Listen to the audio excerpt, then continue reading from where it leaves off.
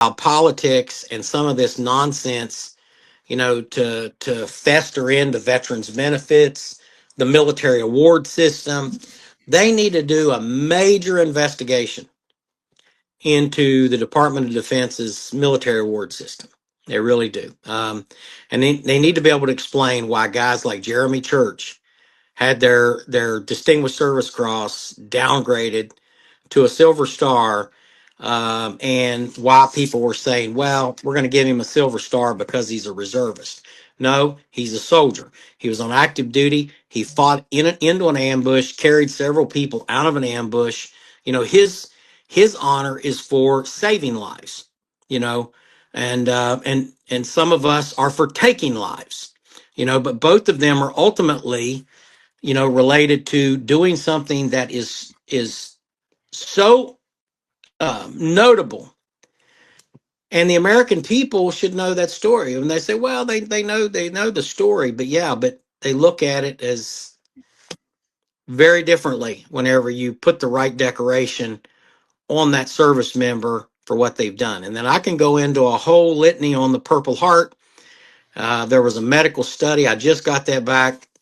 Over 10,000 veterans were studied. And, we're looking at a suicide crisis that is horrific. And you realize that those veterans who were properly recognized for their service, whether it be credited with the Purple Heart that they should receive for an injury, and in some cases they didn't get, or whether it was for a medal for valor and heroism, that could be the Medal of Honor, that could be the Distinguished Service Cross, that could be the Silver Star, that could be the Bronze Star. Hell, that could be a pat on the back saying, hey, soldier, you did a great job. If they don't get those things, they're 50% more likely to commit suicide. You want to know why? Because they feel their value and their service. Everything that they've done has no value because they weren't recognized for that. Even though in some cases, guys, I have seen awards packets that were signed by 4 and 5 general officers.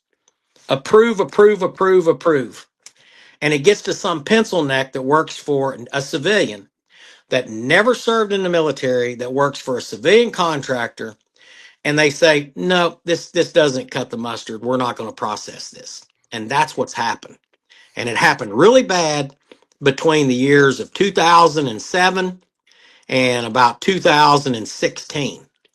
So I'm not calling any administration out, but you didn't meet certain criteria, your shit didn't get processed. And that's what's happened. And I believe that's happened to Mr. Jeremy Church. And I hope that, his senator is Senator Josh Hawley from Missouri. Senator Hawley, I hope that you get this message.